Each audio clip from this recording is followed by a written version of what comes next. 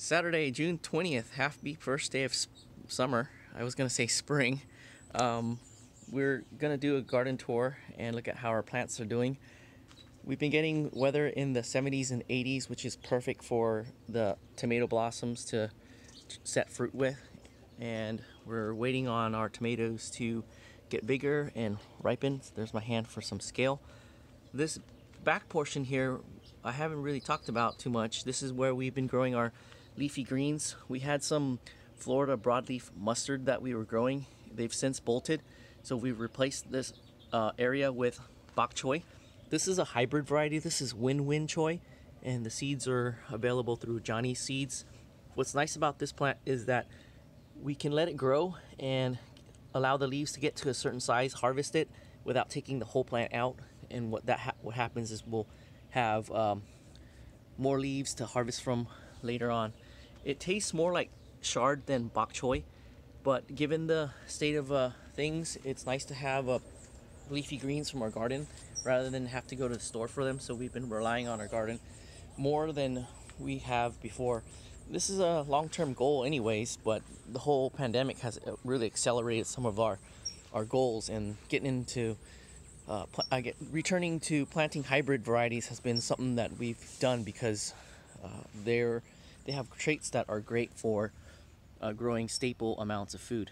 Over here we have our zucchini. This is a heirloom variety, and these always produce a lot. This is a black beauty, and we get about a couple of zucchini every day, and we like to harvest them when they get to about this size. They're nice and tender and sweet and buttery. This is about 6 inches, and we're succession planting.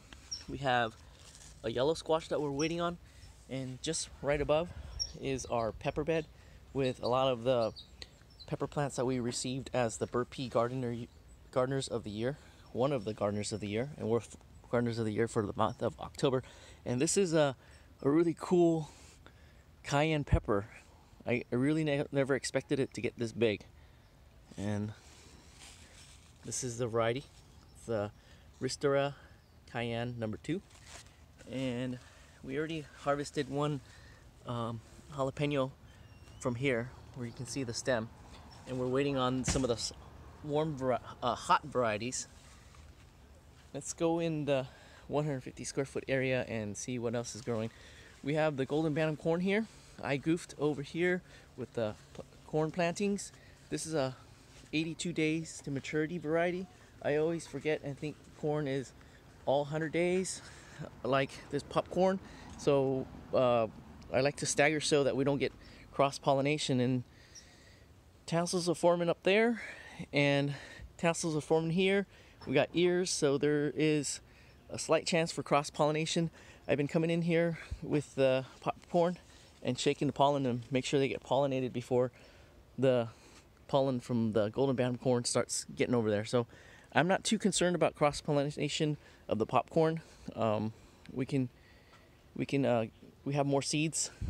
I'm concerned about the golden bantam corn because we want to get some nice pure ears of golden bantam corn. So some of the ears are coming out. When they start to tassel, then we'll have to be really mindful and make sure to take all the pollen off these plants, all the tassels, so that this is not going to come over here and cross-pollinate. But there is a good chance that it might happen because our plants are so close, because there's going to be pollen on the leaves, so we're going to have to come in and wash all of that off as much as possible. Down here are little tiny corn plants. These are the Oaxacan green, so we're not going to have issues with cross-pollination. They're not going to come online until much later. Have some more succession sowing of the bok choy, and you can see these a little bit bigger. So if we wanted to, we can start harvesting the plants and eating just the stems with more of the leaves growing. And we also have been leaving them to get a little bit bigger than my hand, and harvesting them then.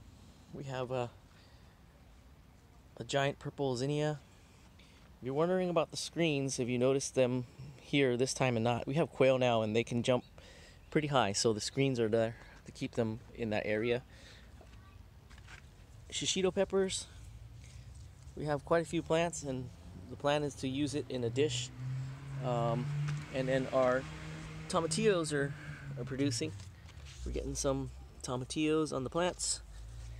And our bitter melons right here. And we have more shishitos over here.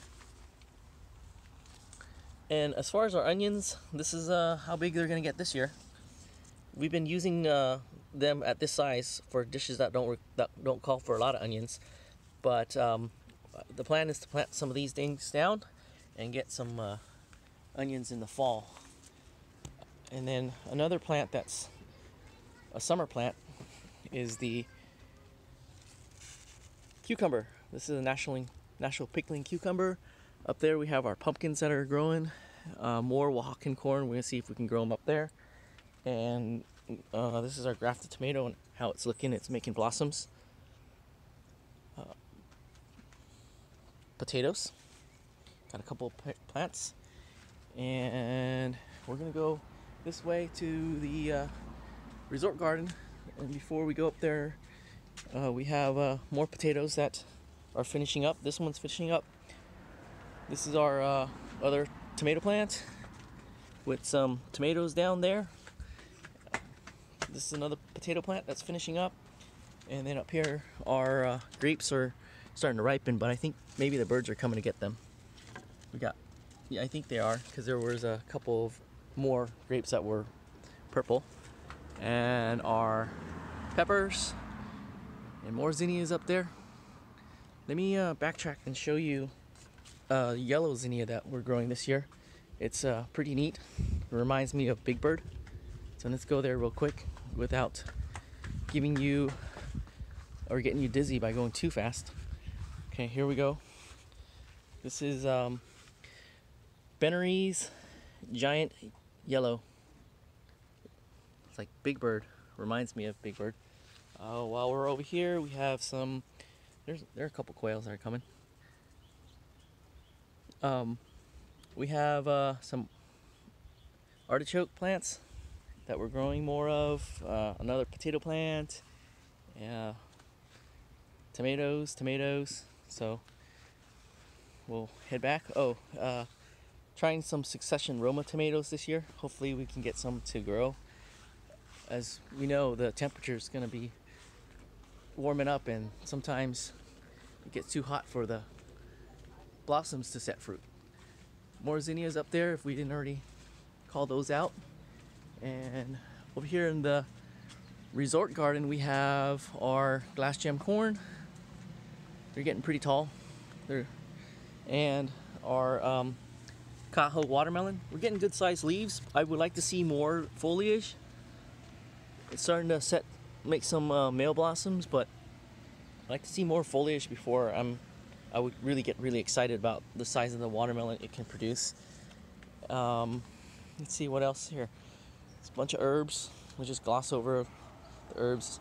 More zinnias. I'm gonna turn the camera. Car's passing by. Sorry about the car. And we have the black futsu squash plant, and it's getting pretty big. This is the kind of growth that I'm happy to see and hope to see on the watermelon plant, actually. And on the other side there, we have a patch of okra that's growing, and then our front yard garden.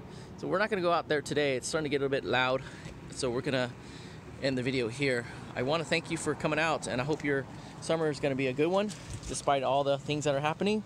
And I hope you get the chance to get to your garden. If not, visit our garden and check out what's growing. We're continuing to grow lots, and it's been very helpful to be able to come out and do some gardening, get away from things. And with that, thanks again for watching, and we'll see you in the next video.